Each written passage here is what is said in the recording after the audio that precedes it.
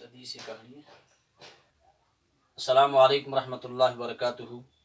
عزیز بچوں، 8ویں جماعت کی اردو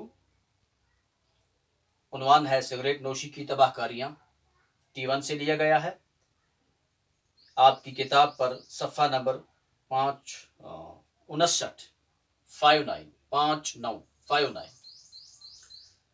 سگریٹ نوشی کی تباہ کاریاں۔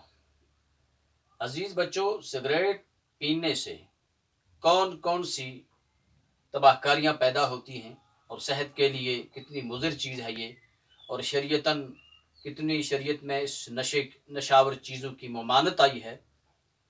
پہلی بات یہ ہے کہ سگریٹ نوشی ایک فضول خرچی ہے، اور فضول خرچی کے بارے میں قرآن بھی کہتا ہے وَلَا تُبَذِّرُوا تَبْذِيرًا إِنَّ الْمُبَذِّرِينَ كَانُوا إِخْوَانَ الشَّيَاطِينِ۔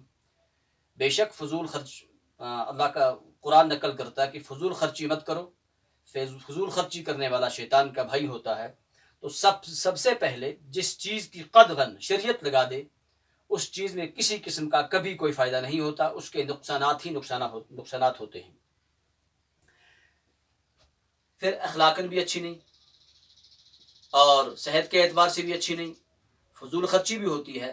تو لہٰذا جس چیز کے اندر اتنی خرابیاں ہوں اور صحت پر بھی اس کا برا اثر ہو، روپیہ پیسہ بھی تباہ ہوتا ہو، شریعتاً بھی اس چیز کی ممانعت آئی ہو سخت قرآن کریم کے اندر، تو لہٰذا اس چیز کو انسان اختیار نہ کرے، چھوڑنے کی کوشش کرے۔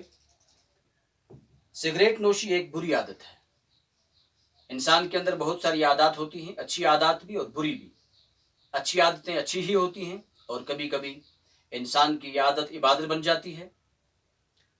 کوئی کام انسان عادتاً کرتا ہے لیکن وہ ہوتی عبادت ہے، اس کو وہ عادت سمجھ کے کرتا ہے، لیکن ایسا وقت بھی آتا ہے کہ وہ اس کی عادت عبادت بن جاتی ہے۔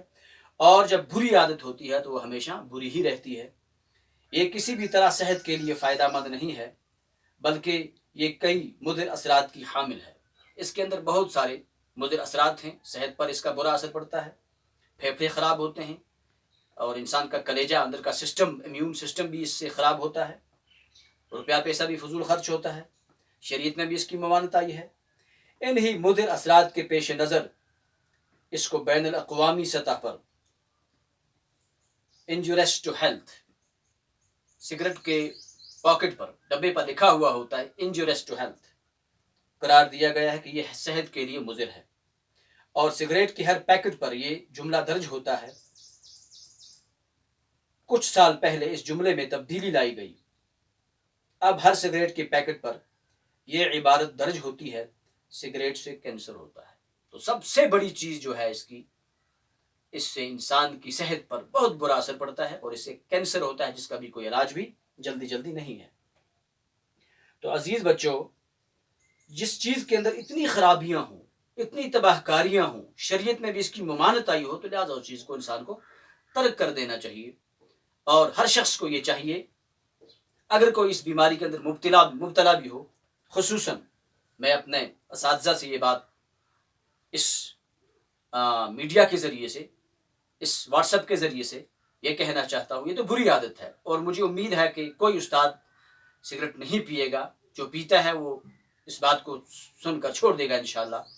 اور ایک سب سے بڑی جو نصیحت آموز بات ہے وہ یہ ہے کہ اپنے اسٹوڈنٹ کو، اپنے خصوصاً اپنا طالب علم ہو، اپنا بچہ ہو، اس کو اس کام کے لیے کبھی نہیں بھیجنا چاہیے جو استاد ایسی حرکت کرے گا، اور یہ جو گندی حرکت ہے خود بھی اس کے اندر مبتلا ہو جاتا ہے وہ، اور اپنے بچے کو بھی، جس کو وہ بھیج رہا ہے، چاہے اپنا بچہ ہو چاہے اسٹوڈنٹ ہو، اسٹوڈنٹ بھی اپنا بچہ ہوتا ہے، وہ بچہ کبھی بھی اس استاد کی بات نہیں سنے گا۔ یہ اس سے بارہا کہے کہ یہ کام مت کرو، سگریٹ مت پیو، وہ بچہ ماننے کے لیے تیار نہیں ہوگا۔ وہ دل میں یہ کہے گا کہ جب میرا استاد یہ کام کرتا ہے تو مجھے کون سی ممانعت ہے۔ لہٰذا ایک استاد کو، بلکہ ایک اچھے انسان کو، چھوٹے بچے کو یہ کام نہیں کروانا چاہیے کہ بیٹا اس طرح ہمیں عادت ہے کہ جاؤ سگریٹ لے آؤ، فلاں چیز لے آؤ، خصوصاً سگریٹ کی میں بات کرتا ہوں۔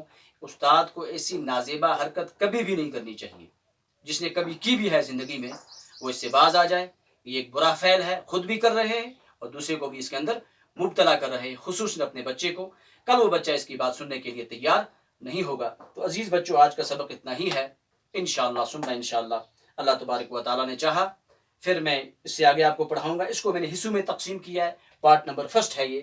دوسرا پارٹ بھی انشاءاللہ ہم پڑھیں گے. تو اسی طرح پارٹ وائز، تاکہ آپ کو بھی پتہ چلے، ہمیں بھی پتہ چلے کتنا پڑھا ہے اور کتنا پڑھایا ہے. تو انشاءاللہ اگلی ملاقات پھر کرتے ہیں. السلام علیکم ورحمۃ اللہ وبرکاتہ.